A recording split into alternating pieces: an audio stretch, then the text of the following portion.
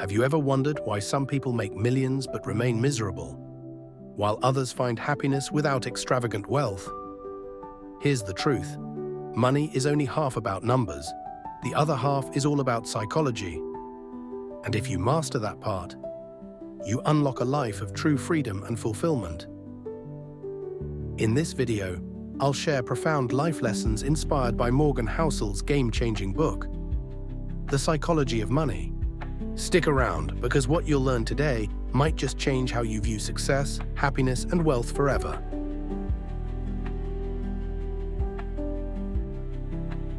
Let's start with a fact that will set you free. You aren't crazy.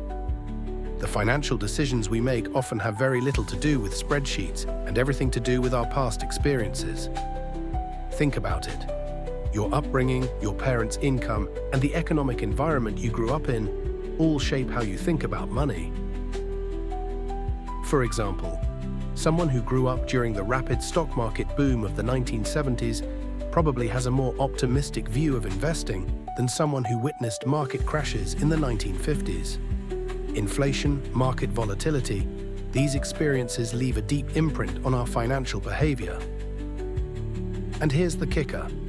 Even when someone makes a financial decision that seems irrational to you, it often makes perfect sense to them. Their choices align with their unique life experiences. The takeaway? Be kind to yourself and others when it comes to money decisions.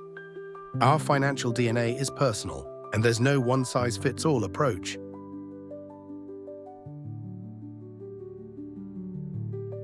Warren Buffett is worth over $80 billion today. But here's the surprising part. $81.5 billion of that came after he turned 65. His secret? Compounding. Buffett started investing at the age of 10, which gave him decades to let compounding work its magic. To understand compounding, imagine planting a small seed that grows into a towering tree over time. Not because you keep adding seeds, but because time does the work. If Buffett had waited until he was 30 to start investing, his net worth would be a mere fraction of what it is today. The lesson here? Start early, stay consistent, and let time be your ally. Even if you're not starting at age 10, remember, it's never too late to harness the power of compounding. Consistency beats speed.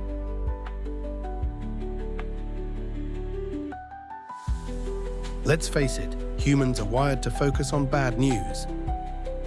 A 40% drop in the stock market makes headlines, but a 140% gain over 6 years barely gets a mention. Why is this? Because tragedies are sudden, while progress is slow. But here's the truth. Over time, things tend to get better. The takeaway? Adopt a rational form of optimism. Understand that setbacks are part of the journey, and over the long run, the odds of success are in your favor. Don't let short-term pessimism cloud your long-term vision.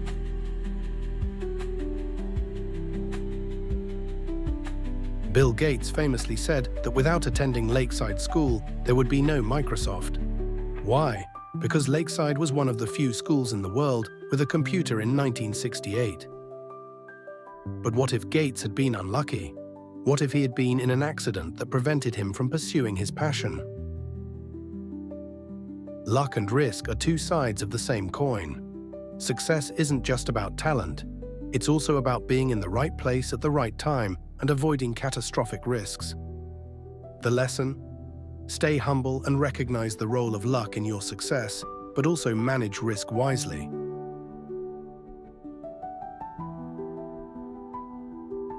Here's a life-changing insight. The key to happiness is not wealth itself, but having control over your time.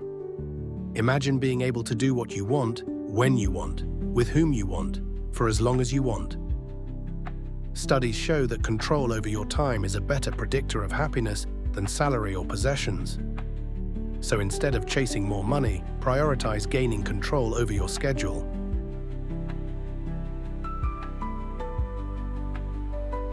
Most of us think success is about getting everything right all the time.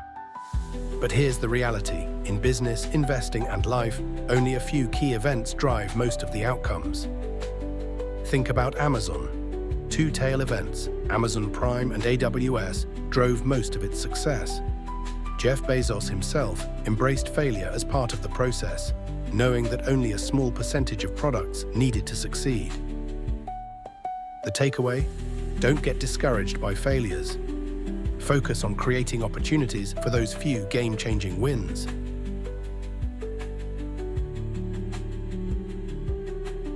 Being rich means having a high income. But being wealthy? That's about having assets you haven't spent yet. True wealth is invisible.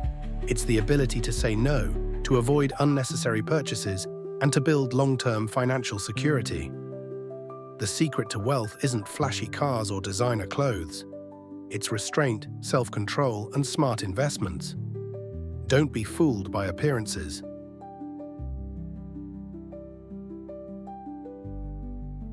Investing comes with a price. It's not just about dollars and cents, it's about accepting the uncertainty, fear, and volatility that come with it. Think of it as an admission fee. You're paying for the chance to grow your wealth over time. Instead of seeing market volatility as a penalty, view it as the price you pay for potential long-term gains.